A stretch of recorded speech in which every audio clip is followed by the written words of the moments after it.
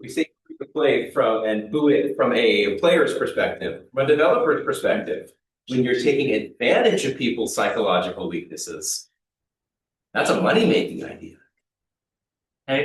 Oh wait, this isn't really a free to play thing. I'm just reminded of like when Valve was asked about like, hey, how much money do you guys make from the CS:GO gambling sort of thing or loot boxes? They immediately act like, I mean, I don't know. We don't have that kind of data. I'm not sure. The funny thing is that Gabe Newell years ago said like, we own Steam. Why the hell would we not know that data? That's kind of stupid. Yeah. So giving you a sense of kind of the rest of the quarter, because we're getting close to the end of that. So what does that look like in this class so that you can prepare for the end? We have one last set of chapters this week. I got that up today because I feel really bad about getting it up on Saturday. I was in the process of moving into my house when I received the Discord notification. The internet's not even working in my house. I barely get cell signals. All right. No, I'm not remotely ready to get this up. But sitting there 30 minutes later, finally getting through with enough to get it up, I felt horrible about that. So if that surprised you and you need an extension, don't worry about it. Let me know. I'll give you an extra 24, 48 hours, whatever you need. We're not currently doing something crazy in this class, and it won't affect your ability to be successful for the rest of the quarter. So I'm happy to give you a slight extension on that, especially when it is my bad for getting it up so close to the deadline so that you don't have a reminder on Canvas for that. Last set of chapters this week. Goal of this week is to get through this slide deck and two more so that we've talked about cost curves. At the end of this week, I plan to assign the end of the quarter paper on harmony balancing.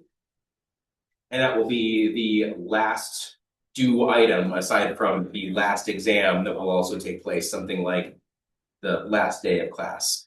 And then I'll make the harmony paper due over finals week so that you have as much time as possible to play test, make those changes, and I'll also get you more blank trading cards so that you can go through the work of doing some cost curve analysis, making some changes to the cards, and then play testing your results. And I want to have some in-class time to do that in that last week.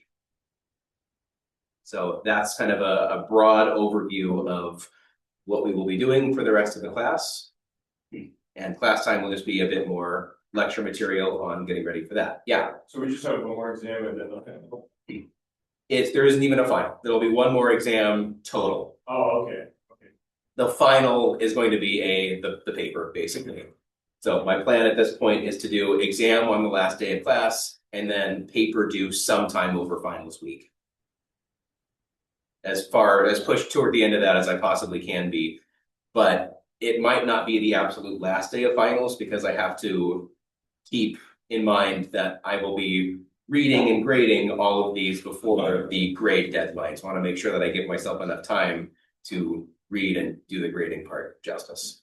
So sometime over finals week is when you can anticipate that will be due. I'll give you as much time as I possibly can. I'm crunching myself since they have made grades due 5 hours earlier than they have historically moving forward, which just 5 hours less work time, which is always appreciated. I understand it from their perspective. Their perspective is that, so financial aid runs right when grades are due. So if you submit grades with an issue with 5 minutes to go, then financial aid is run right after that. And you may be telling people that they can't, the result of something is issues from financial aid's perspective. Is the summary. So I understand why they have grades due earlier than that, so they can catch issues and reach out and get that figured out before it affects people's financial aid. It just means there's 5 hours less for grading. Anyway, useless for class time. We should be focusing on game dev, not on administrative issues. Yeah, we talked about a couple different economic systems and how market price is determined in those economic systems. So we talked about both fixed economy and player dynamic economy. We're going to move on to free-to-play economy for a market price. And this is important because how you monetize either your own individual projects, or if you're coming up with a small startup to make a game, or joining a larger company to make a game, how you monetize is a very important part of that. So how do you price a microtransaction in a free-to-play game based on how do you come up with what that market price should be? So the entire monetization of a free-to-play game is making sure that your players are spending money after they receive the game for free. So you need to balance the currency that is the currency that's from spending money or watching ads or doing something that brings in the money that you would have brought in if you sold the game for more than free. The entire reason to make it free is it's widely accessible, regardless of how much money someone is willing to spend. People are willing to try a game that is free, but you now want to retain the players who are able and willing to spend money. So what can you do to set that? You will need to do some kind of market data or competitive analysis, some way of determining if I set the price to this, how many people, what proportion of my player base is willing to spend that kind of money? Am I okay with the level of throughput that gives me? If 10,000 people download the game and only 1,000 of them are willing to buy an introductory pack, is that what's maximizing my income from this game, both in the short term and in the long term? So you can test the market via alpha or beta testing. You can target a specific market with that. You can also do things like keep the prices flexible. What that means is you can either assign a different cost for different power levels of packs that you can purchase, or you can change the price depending on how much of a resource someone has. Basically, you have a complete this achievement, complete this thing, and depending on how close you are, the price changes. As you get closer and closer, the price gets lower and lower until it becomes in someone's willingness to buy to get to that point. And of course, you need to understand player psychology in order to understand why your user base purchases what they purchase so that you can maximize your income from that. So we're going to take a look at each of these in a bit more detail because free-to-play economies are very difficult to get right and very easy to exploit your user base depending on your willingness to do that. And by like understanding player psychology, you mean like marketing tactics, like for example, someone being less likely to buy a game that's $20, but if you make it $19.99, Absolutely. that shows like a good deal. You can, yeah, understanding why your players are willing to purchase or not purchase aspects of your game. So you design the entire game around your target demographics' willingness to put money into the game. The extent to which you hide that can often determine how successful the game is. If you have no idea what you're doing going into the data and market testing, you can take what another popular successful game has done and attempt to mimic that process. So you can base your initial prices based off of some historical data, look at a very successful game, look at their pricing scheme and attempt to mimic that pricing scheme. That way, if someone is coming from another game, it's not a shock when they see your monetization practice, since it's based on something that either they've played before or exists out in the market that shows that there is a willingness for a high enough quality game to follow that monetization. You can also analyze your own historical data. So you can look at how willing are players to purchase something in a past game. And when you make a new game, you can make tweaks to that, but use your old game as the baseline for how you price things in the new game. Yeah, prices in competing games, large publishers, trending games. That way you don't have to come up with the math yourself. That said, that's making one very big assumption that your game is a replacement for that game. And someone who was willing to spend $20 in some other competing game is also willing to spend $20 in your game, or will spend it in your game instead of their game if they're currently playing your game. Maybe your game is not quite the quality of a competing game. And so that attempt will, so it's like publishing an indie game and then pricing it like it's a AAA game. That tends to be frowned upon unless you are very well known and established in the market. If you want to test the market, the goal is to find something that is reflective of the target demographic for your game. As an example, if you want to test your game that you plan to release in the US, it is frequently tested in the Philippines. The reason it's tested in the Philippines is low cost of acquisition. So you can get a large number of people for a relatively small cost because of the associated economic differences between the US and the Philippines. But the Philippines has shown over a long period of time to have similar play patterns to US gamers. So you want to test a mobile game, you don't want to release it to your demographic, because as soon as you release it to your demographic, you can't make changes to it and keep the existing player base. You have a public beta in the US, price something, and you determine, I actually think I could make this more expensive and profit more. The players who are playing your game are not going to react well to price increases for the same thing when the game goes from beta to release. So test it in a similar demographic, but not the same demographic, so that when you go from targeting the Philippines, understanding the play patterns, to releasing in the US is seeing it for the first time based off the data you gathered in the Philippines.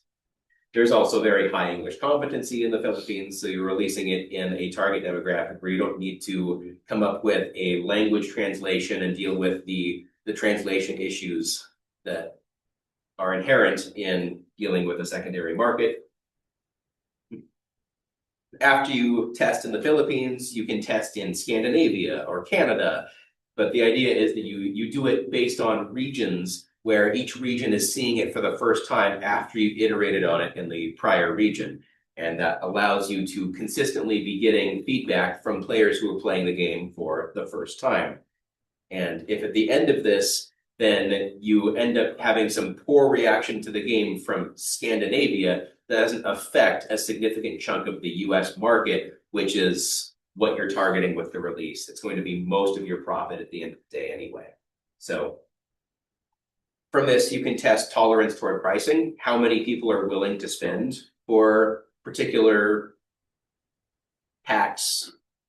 You can determine where players stop playing the game, at what points in the balance curve do players start to determine that it's no longer worth the investment. At what point is it not free to play friendly? If you haven't paid a cent into this game, where do players stop playing the game? If you've spent between $1 and $10 on this game, where do players stop playing the game? That is very important, relevant data for you to determine where to target your balance. Because if players are willing to spend small amounts of money, if you help them get further in the game, if they've spent between $1 and $10, you might get them to spend between $1 and $10 again later on if they don't stop playing the game at that point. So your performance indicators, average monetization, average retention across your player base, average session play time, how long are players playing your game before quitting?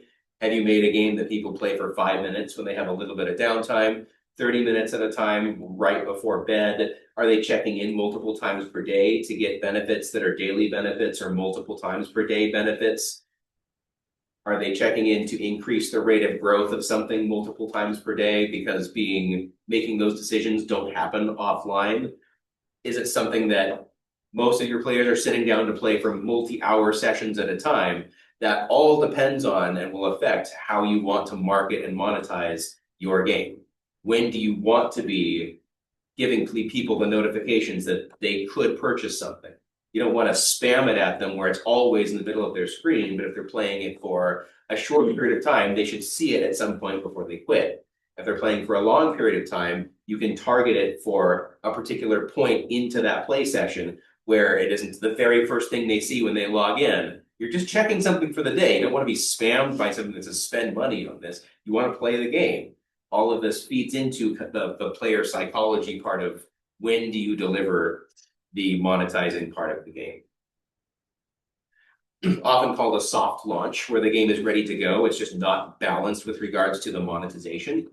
You'll soft launch, you'll get data on the monetization, you'll iterate on the monetization before you release it to the target demographic that you want to be spending money on your game. Any questions on this so far?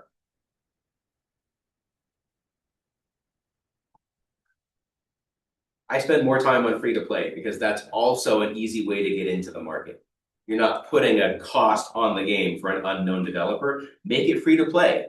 Have people play the game and get to know you as a developer, and then future releases can start to have different monetization schemes, but it allows people to start to get to know you in a way that doesn't force them to spend money up front. We talk about the concept of the funnel in free-to-play games. The idea is that we want to target, with the very beginning of the game, everyone and their mother. Anyone should be able to download and play the beginning of your game. It shouldn't price out anyone. It should be so easy to learn that everyone can understand, because you want to determine who's willing to pay for your game. The entire purpose of the funnel is to take as wide a group of people as possible and convert them into those who are willing to spend money on your game. And that's who you target with the end part of your game. So at the beginning of the game, get everyone, determine from there who you want to retain, who's willing to actually spend money on your game. That's who you want to target with the monetization. So early levels are easy. They quickly ramp up in difficulty from there to it's accessible. The first monetizing offer is made after you've ramped up the difficulty to the point where players feel like, wow, if I spend money on this game, I can get back to the feeling of this game is easy. Gets as many people playing the game as possible, and you are working on seeing and starting to convert some of those free-to-play players into paying players. You will design this around the portion of the players who are willing to purchase the premium currency, but it doesn't feel like that at the beginning of the game. The industry term ramped out is the ability or the desire for players to make progress, but they're not willing to spend money. The difficulty of the game outpaces their willingness to pay. So it leads to difficulty or frustration that they're unwilling to cope with, and they drop out. They stop playing the game. But as the developer, you are designing content for those who are willing to pay for the game, because someone who's not paying for your game is not someone who is funding your ongoing development. You would rather target those who are going to give you the money to continue to pay the bills, to develop the game, to fund a sequel, to fund an actual company around and bring in more people for your ideas and your future development. So that is who you should be targeting, are those who are willing to spend money on your game. So it's by design. It seems bad, I guess, to really only be focusing, but that's the entire market of the free-to-play economy. That's how you get it done. That's how you make money in this design space. So you can actually convince people to quit your game if they're not willing to pay money into it, by ramping up the difficulty and allowing the paying to keep up with that difficulty. But if you're not paying, then it becomes harder and harder to keep up with that. So you're applying pressure to the player, pay to keep up, pay to keep up. Those who aren't willing to do that, stop playing the game, and that's okay. That also leads to the concept of targeting the whales, where depending on the proportion of your income that comes from different player groups, it could be that a majority of your income comes from the 10,000 players that are paying between $1 and $10. But it could also be that the majority of your income comes from the 5 players that are willing to spend $10,000+ on your game. So getting a sense of where is the money coming from, you can start designing for those who are actively contributing the most to your income. Those are the players you should be listening to. Those are the players you should be designing for. Because if you target a different demographic than the ones producing most of the income, then you may lose those players, you may lose most of your income. So maximize retention of those most willing to spend the most money on your game. And again, this is just from the designer's perspective of how to maximize as much money as you can from your game. There's also the part of it where I feel like some whales definitely value the game being relevant when they're like whaling on a game, and Yeah. they will jump ship when the game isn't relevant anymore. So you do still need to keep those other players around, or Yeah, else the whales will swim away with them. that's true. If you're doing some kind of leaderboard and they want to see their first set of 10,000 players, as soon as there aren't very many players anymore and it's 5 whales competing with each other, they'll see that I'm not really competing with a large audience anymore. The game is not relevant. So I'm going to move on to something else I can spend a lot of money on and feel better about the fact that I can spend a lot of money on it and feel like I'm better than everyone else. Yeah, that's a great point. So you can design a lot of the difficulty of this is design of when to prompt for a game review or when to prompt for paying, because that can lead to the funnel very well. Have people leave positive reviews, especially in return for premium currency, at some point before they're ramped out for the game. And it will feel like the early levels of this are very well designed. I'm having a lot of fun with this. A lot of people don't go back and leave a review after they feel like they've been ramped out. They feel like I got my 5 hours of fun out of this game. It ramped me out, but at that point I was feeling done with it already, and I'll just install the next game and that's fine. But the funnel can lead to positive reviews. That's what the players you're not retaining are good for. Leaving positive reviews at the early part of the game before they're ramped out of the game. Then it shows that your game is popular, is getting lots of players, and a lot of those players aren't playing the game anymore, but at least they left you a positive review in exchange for their time playing your game. A lot of free-to-play just doesn't feel very ethical.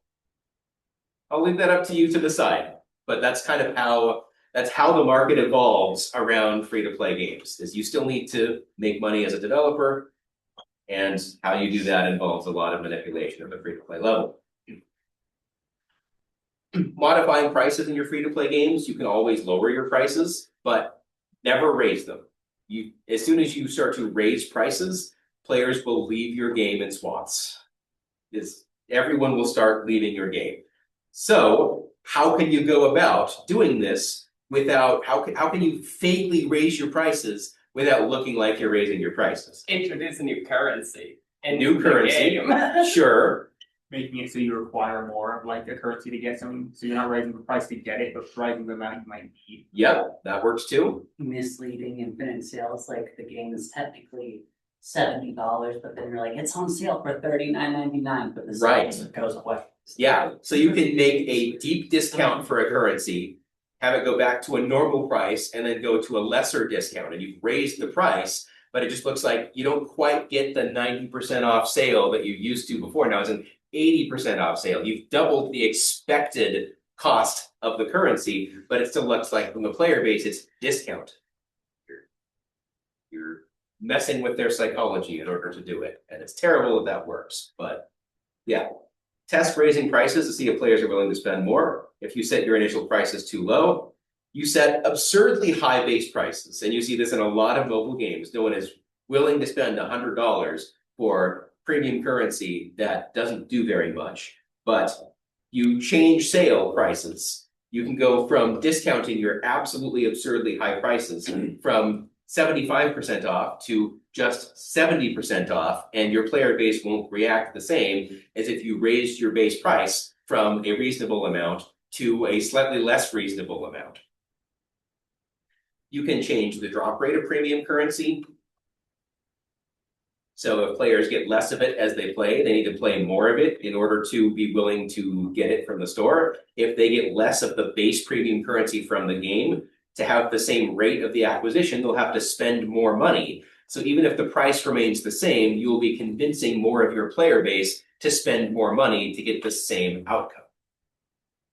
Again, it's manipulation, but it's manipulation that works. Yeah. Something interesting in RuneScape is you can buy bonds for real money, which just gives you like some like, membership time on your account. Yeah, But you can buy those bonds with in-game currency, and they're sold on the public market. yeah, So the relationship between like real world money and gold in the game is determined by a market. yeah. It's weird. A lot of games do that. A lot of games have that relationship. I played Kingdom of Loathing back in the day, a very long time ago, but had exactly that same idea of there's nothing in the game that you can't purchase by just being free to play, but there was an in-game translation to conversion between real money and something that you could buy with real money. You could farm up for that, and Warframe does the same thing. Hypixel Skyblock, the Minecraft server, even though they have like a premium cookie that gives you 3 days of premium or whatever, and Yeah, those are purchased with in-game coins. yeah, yep. So there's a lot of design space in here that players are more accepting of than just raising prices. Another is the quantity of premium currency given for the same price. So instead of raising the price, you can just reduce what they get for that price. And for some reason, players see that as a lesser crime. Cost per player. So as players purchase more, you raise the cost of the same purchases over time. So your first purchase of something is the same price, but now when you purchase it for the second time, it costs a little bit more. So the average price is higher, but also you're targeting the whales, and that the first purchase, more players are willing to make. And there's a sunk cost fallacy part of free-to-play currency as well. If you've spent some money in a game, it feels like you're invested in that game. You're more willing to, you have to get your money's worth out of that game by playing more now. And if you start to get ramped out of your initial purchase, like it feels like one more purchase is almost okay because you're invested in that game. You're trying to get your money's worth. I'll pour more money into it so that I get my first money's worth. And that just continues to cycle as players are, now I feel like I put even more money in this game. People feel like that, and it works. Along with changing quantity of premium currency given, you can also have like bundle deals where you have like a cosmetic thrown in with the premium currency, where the player doesn't actually make any extra progress from paying extra, but they're getting this cosmetic that makes them feel like they're part of this exclusive group. Right. Yep. Games can do things with in-game character borders, so that if you join a public party, your border looks cooler than theirs. You can do things with forum titles, where when you make a post on the public forum, you can see just how much money this player has spent on the game, so that their forum post carries more weight. They've played more of the game. They know what they're talking about more. Respect this player. You can buy respect. There's all sorts of manipulation you can do with this. So, yeah. This is my own note on this. I just think that everything here is ethically questionable, and you can buy into this or not buy into this to whatever extent you want. What's going to make you the most money may be a short-term play to try to get the most players in the current game, but if you start to build a reputation as a company that takes advantage of your players, maybe you're shooting yourself in the foot a little bit for a future game that you release. Maybe you'll have a hard time getting buy-in from the same players in your next game because of questionable monetary decisions that you made in an earlier game. So everything here should be taken with a bit of a grain of salt and applied to your own ethical willingness to manipulate your players and build long-term relationships with your players in ways that can continue to make you money in the long term. So it is very annoyingly successful in practice, and it bothers me every time I see it, but just seeing how successful all of these ideas are, it makes you question whether it's the right thing or not. It is successful. It works. I go back and look at that horse armor DLC for Oblivion as the beginning of the end. Speaking of which, prestige economies. We talked about these before. So there are a couple different categories of prestige items that we can talk about. So one is visibility. Once you acquire the prestige item, it's visible to other players. So these are things like cosmetics. So supply and demand absolutely applies here. How willing are players to purchase the ability to look cool doing the same thing that other players can do looking less cool? So you can limit the quantity of that or limit the time that is available. Time limited items are a great way to get people to buy into something that they're on the fence about. So something like this pack is only available for this month. And after this month, we will never offer this cosmetic ever again. And you will always be able to show off that you purchased money this early on in the game's life. When it becomes a big thing in 5 years, you can say, I was here at the beginning by looking cool at that point. Yeah. And like add on seasonal outfits, and so the Mhm. whole like year round you're getting players investing in that way in the Mhm. future seasons, they're like, oh, I have like 2023 seasonal outfit and you only have 2027's. Yeah. But of course, you have to think about who is purchasing the old versus the new. Do you want to have some kind of like balance? You would have the newer item is always shinier, in which case you're making the people who invested in your company early on feel bad that what's been released since then looks cooler and shinier because you're trying to get them to purchase another cosmetic. Or do you want to go the other way where it looks less and less cool so people who bought on early can show off that they bought on early, and those who are purchasing later there's a big trade-off between how you set up that entire system. Yeah. It's also just because like Fortnite's a good example of that with its item shop. There's a lot of very classic skins in that game's community. And they never made promises they wouldn't release some of those outfits again. There was a whole buzz when the Skull Trooper got put back into the item shop, but then eventually the people who cared just stopped talking about it because it was so iconic that people didn't really care that it was classic. They wanted it anyway. Yeah. One other thing you can do to manipulate players is when it's in the seasonal shop, when it's first released, you can have it at a discounted price.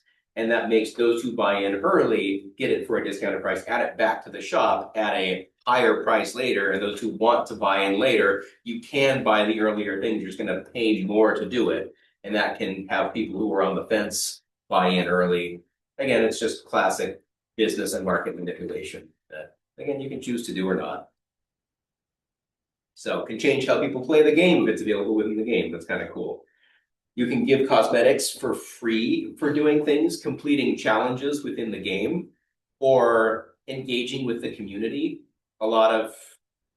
This is how Twitch drops became a thing, where you watch other people play the game or watch reveal streams of the upcoming, get hype about upcoming expansions or seasonal content, and get free cosmetic microtransactions for engaging with that. That's how you build the hype so that players want to engage with the new content. And that way the monetary benefit of that is just the increased size of the funnel for the upcoming content. You get more people playing the game, more people who play the game, the more people are willing to engage with the monetization of the game in the new content. Yeah. So you can do things like paid cosmetics only available for a limited time, only discounted for a limited time. And yeah, it can range from fairly ethical to fairly unethical. I feel like Path of Exile's free cosmetics for completing challenges is on the reasonably ethical side. The idea of you play the game long enough, you complete challenges that are only available for this season, and we will give you microtransactions. So it's an engagement mechanic. It keeps people coming back to farm the achievements for the temporary content to get microtransactions that when they're added back to the store will cost money. You can get them for free if you engage with the current content. And then to very questionable, which I count everything that Star Citizen does as very questionable at this stage.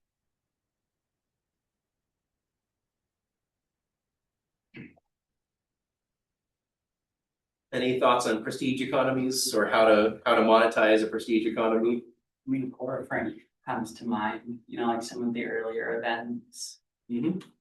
One question I have is how do you balance like the wants and needs of new players without alienating Yeah. their old base, because it kind of feels like a lose-lose, you know what I mean? Yeah, that's very challenging and will probably vary from game to game about how much you care about doing that.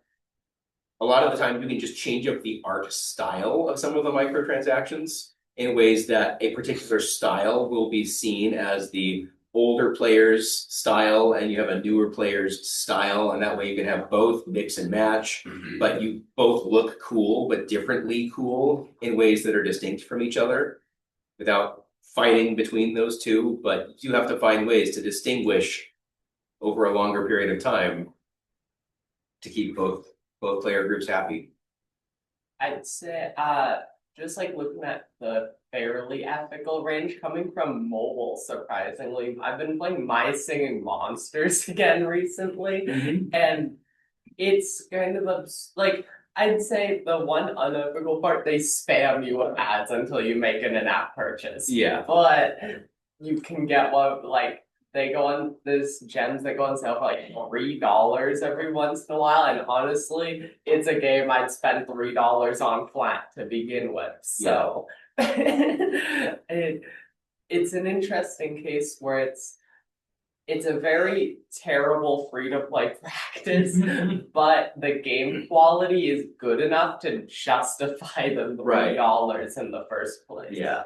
The ethical side of it, I feel like if you make a game that is free to play, the most ethical you can do is treat it like a demo. Give them what you would release from a paid game as a demo as the free to play, and as they reach the end of the demo content, then you can start, that's where you start ramping them out. And where you would pay in, at that point, the purchase of your premium currency becomes the cost of the base game. Then you give them as much content as is the base game until they reach the point of the first expansion, where they would start getting ramped out. And then the first expansion you purchase, you make a purchase for that and get enough of an expansion content. And that maps the concept of a free-to-play economy onto that of a paid game, where you buy in once when you buy the game for sure, and then additional paid DLCs or paid expansions, and you just map that onto the roadmap of the release of the game. And to me, that stands on the fairly ethical side of microtransactions. But you price them at that point where it would be the same cost of the game or the DLC or the expansion. All right, there's one very important part of economies we haven't talked about and becomes a very important discussion with regards to the design of a game, and that is currency inflation. Whenever you have a game, currency is going to become devalued over time as the price of goods and services increase over time. And so we can break this down into two different sides of inflation. There's supply side inflation and demand side inflation, which is worth looking at. So supply side inflation is what happens when more currency enters the economy than leaves it. So as an example of this, gold farmers in World of Warcraft or botting, this is where there is so much currency entering the market that the price of goods and services have to go up to account for just the sheer amount of currency that there is in the system. There's more currency being added to the system over time. When players can sell currency for real money on third-party sites, this becomes especially bad, because then the botters are going to be doing this, and what becomes the main source of that currency, you could either spend 1 hour getting a small amount of currency in the game yourself, or you could spend a small amount of money because a bot farm is running that has hundreds of players worth of currency being hoarded by one botter. They can, for a small amount of money, destroy the economy by shoving that money at players. So, yeah, with a small amount of money, you can do a lot of the game's worth of farming, even if the game doesn't support paying for that. So because of this, the actual equilibrium price, because the supply curve is being pushed up so much by just the sheer amount of supply coming into the market, it's set by programs, not by real people, which means that when you play the game, you're at a competitive disadvantage compared to those who are able to emulate many players playing the game, even suboptimally at the same time. So from a designer's perspective, you very much want to reduce this kind of supply side inflation by catching botters, by making sure that it's a bannable offense to engage in real world, real money transactions that aren't supported through developer tools. And what you need to do at this point is introduce some kind of sink. Because if there is so much currency floating around that's more than what you designed or balanced for, then any player can very easily, with a small amount of real world money, do whatever it is that you expected them to have to farm for. So you need ways to get rid of that currency because, again, over time, more currency is entering the market than is leaving it. That's going to push the price of goods and services up and up and up and up to the point where any one player playing the game doesn't feel like they're making any reasonable progress toward their designs. So currency sinks, incredibly important in general, but I would argue even more important for demand side inflation. So you can spend the resource to remove it from the economy completely for some other kind of gain. So we need some way to get the currency that's being generated out of the market. Delete that currency so that it's no longer around. Set it on fire.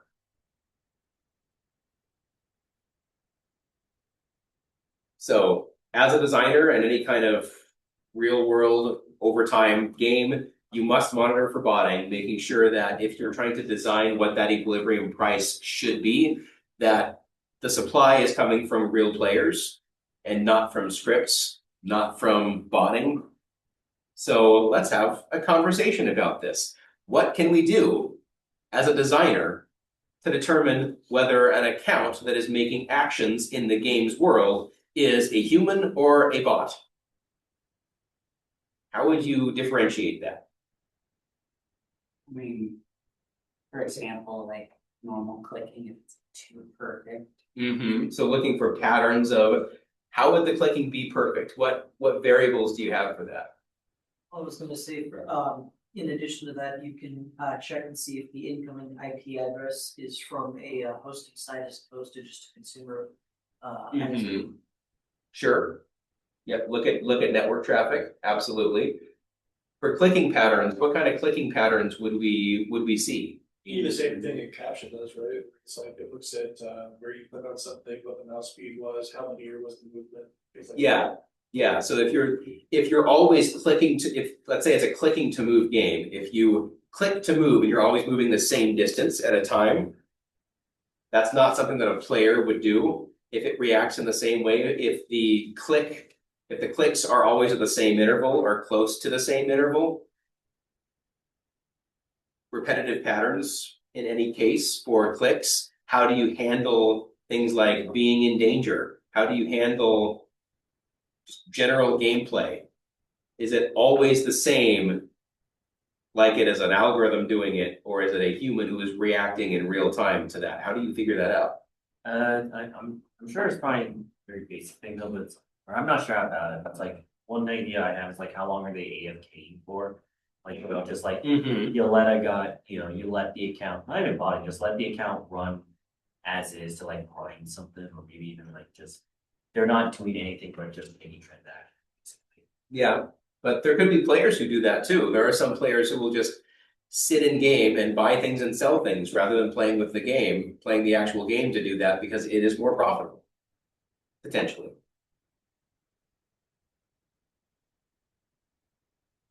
Some cases you can look at like what the account history is. Yeah. Like if this person made an account and then did one thing in the game for 5,000 hours without touching anything else, and then on the bottom. Yeah, looking at account history and looking at other changes in how this account handles in the long term, sure. 1, 2. You can check like flow of resources, but if it's like something where you're trying to get around potential bans by like having an alternative account. You know, an account is made and then they only give money, all their money to one account. It's kind of suspicious. Yeah, yep. Other kind of pattern recognition, yep. If I remember correctly, years back when Hypixel Skyblock had like really bad botting issues, they implemented in-game captures in Minecraft. Mhm. It just like pops up a UI screen and you have to do a puzzle real quick. Yeah, Yeah, RuneScape had something similar way back in the day, when it was a real problem, back in like 2007. They introduced like random events, Mhm. and they're basically just captures when you don't respond to your character data. So all good ideas, but from a designer's perspective, you are responsible for this. Because if you don't catch enough of the botters, then you're going to create a big economy issue in your game. But the big thing here is making sure that as you're capturing botters, that you're not capturing real players as well. So you need to set your tolerance for capturing this to a level or a threshold that you are okay with. If you set it to a relatively high threshold where you are capturing 90–95% of the botters, maybe you start capturing 2–3–5% of the real players as well. And as you start banning real players from your game, that's going to have a very big PR pushback in ways that it looks like you're being unfair. So coming up with a way for people to report that they were unfairly banned and have a process that can fairly quickly restore access if this was a false positive is important. So real players who are accused of or banned of botting who have not done any botting, as you capture more and more of the botting, your false positive rate will also go up. So where is the threshold where you're okay with a few botters who slip by undetected, but you're making sure that you're minimizing the number of real players who are affected by these systems? If you create a too high threshold, then real players are going to be doing captchas or puzzles randomly in the middle of their gaming sessions so frequently that that's incredibly frustrating to have interrupt your play session in a game that you're just trying to play, especially if it's competitive or real nature. And then the false negative rate, those who are botting but go undetected, you're going to have to play off the false positive and false negative rate to make sure that your detection rate is at an optimal level for how it affects your real players and how it affects your botters. The negative effect of botters is that you get supply side inflation. The negative rate of capturing real players is it looks bad from a PR perspective, or your players are doing and having to convince you that they are real players more and more frequently, which can lead to retention issues and review issues for your game. Let's quickly talk, since we have just about a minute left, about demand side inflation. When your player base reevaluates the usefulness of a resource, you get demand side inflation. So when things like balance changes happen, or new content is released that changes the associated metagame, then you come up with new strategies or exploits from that, and that becomes common information. As the player base starts to take advantage of an existing pattern or something in order to generate more of something, then it's demand side inflation. So a player base's willingness to pay can also increase from some of that. Let's say you have a meta character, some balance changes occur, and now there's a new meta that you want to pay into. The inflation at this point is their willingness to pay to get that new meta. So that means that in a positive sum economy, more of a resource now is going to enter the economy than leave it. We're going to be creating more of the resource that is the meta resource that people are trying to acquire because it is good for the new balance change. The players are wanting to get more of this because it is what is currently valuable in the system. So all players end up with more of that resource, which affects the conversion rate between this resource and other resources. Then more players have more money, willing to spend more of it for the same goods, and that creates an inflationary effect. And things we can do about this, we can introduce higher priced goods in order to sink that currency that is becoming that meta currency, increase the market price of existing goods. Players generally don't appreciate when this happens, but that will add to the sink of that. We can decrease drop rates, so they have to do more real world effort in order to get the meta resource. which will decrease the amount of it that is in the system for the same amount of effort. And I guess we will stop there. Sorry, I kind of rushed that. We're at the end of our time, but we'll come back and talk about this a little bit more tomorrow. Getting closer and closer to cost curves, where we can start talking about harmony balance. See you tomorrow for that.